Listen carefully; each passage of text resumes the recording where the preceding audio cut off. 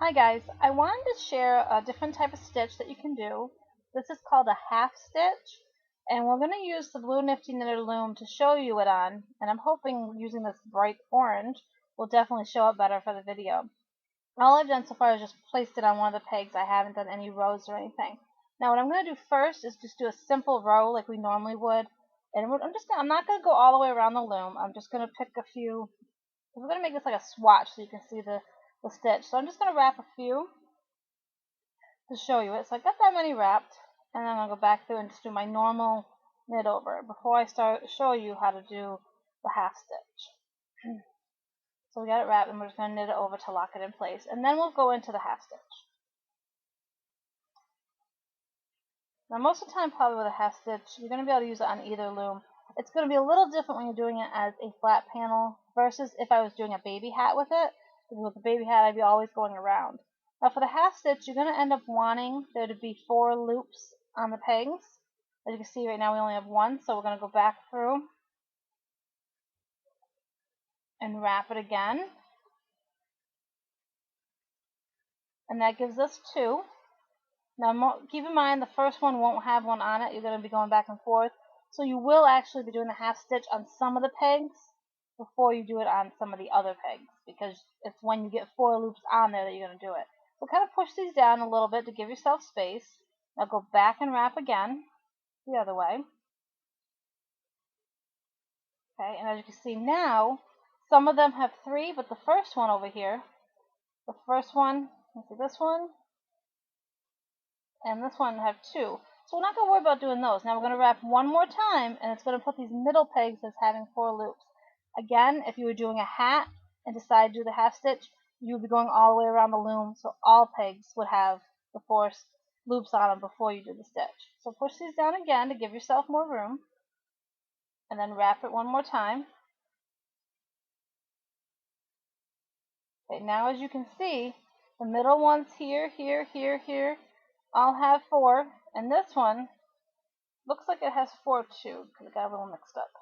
So that means I can do the half stitch on whichever ones have 4, and then you can kind of wait on the other ones until when you loop it back and forth that they have 4. So we got the 4, and what we're doing, when you think of half stitch, you're going to take half the amount of loops and knit over. So we've got 4 loops, we're going to take 2 loops over 2 loops. So I'm going to reach down, I'm going to grab the 2 bottom loops and bring them over the top 2 loops. Okay, and that's what that looks like right there. On this one, as you can see right there, we did the 2 over that.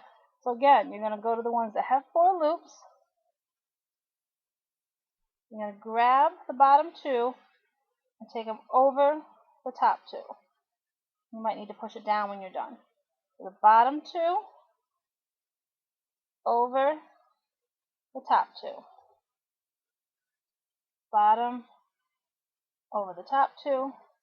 And then, as I said, this one, I can't tell if it's 3 or 4. Here, look at it. Okay, that one only has 3, so we're going to leave it alone. I'm not doing anything with this one because I'm going to wait until it has 4 loops. So these I've done the half stitch on. Now I'm going to go back through and wrap again, but I'm still not going to knit over because now I only have 3. You got the 2 that you did down here and the 1 up here. So what we want to do is, again, we're going to go back and wrap again. We're going to come back around and wrap, and now as you can see, this one only has 3, and the rest of them actually have 4. So you're going to do that half stitch again, ignoring the first one because we're doing a flat panel, like I said. So we're waiting until this one has 4 loops. We're waiting until every peg has 4 loops before you do the stitch, if that makes sense. And if you were working it around again, then obviously you'd be doing it every time you go around, you'd be able to do it because all the pegs would be wrapped. So again, we're going to do the half stitch. We're not doing it on this one because it only has 3. We're going to go to the next one and take the bottom 2 loops and go back over the top 2.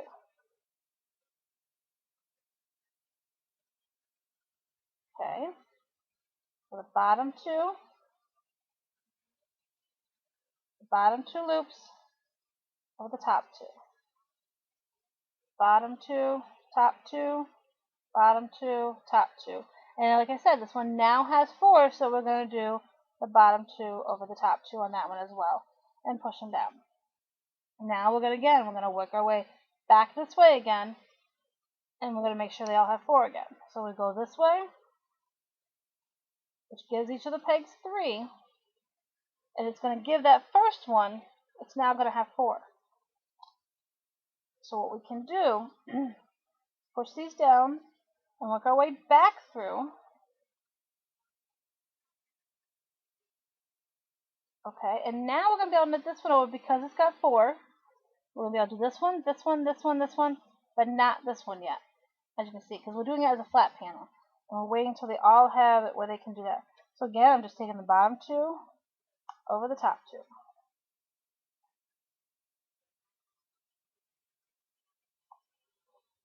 A little easier if I look at it this time. Okay, and we're almost getting it down where you can kind of see what it's doing on the other side. Again, I'm waiting on this one because it doesn't have the 4, and I'm pushing it down. You're going to start seeing it come through the other side a little bit. And it all depends on your yarn, exactly how it's going to look. The thickness of your yarn is going to change how it will look. So if it's a thicker yarn, it's going to look like more of a tighter stitch. If it's this one strand, you'll see that it's a little more open, but it's still a different stitch to do than the other ones. So again, we're going to work our way back through. As you notice, we have 2 stitches, 2 stitches, 2 stitches. Okay, so you're going to take your yarn. That one had to be wrapped. And I'm going to go back this way. Okay, and again, that's only giving us 3 on most of them, so we're going to push them down and go back until we see that they have 4, which says some now, so I'm going to go back through and say, okay, every peg that has the 4 loops, I can take the bottom 2 over the top 2.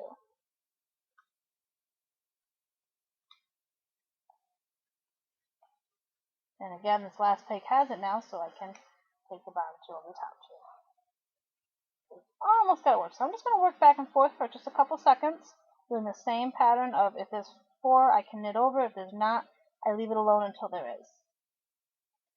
So I'm just going back and forth just to get it worked down a little bit more, so that before I end this video, you can actually kind of see roughly what it would look like. It's not going to be perfect. This is an older yarn too, so it's not as thick or whatever you want to call it, but it will at least give you an idea of what the stitch is doing on the other side. So we're just going to go back through here. Again, that's all I'm doing is going back and forth. I'm just wrapping back and forth, looking at how many loops are on the peg each time I go back and forth. If I see that there's 4, I'm going to knit over the bottom 2. If there's 3, I'm leaving it alone until I end up wrapping it again to get the 4.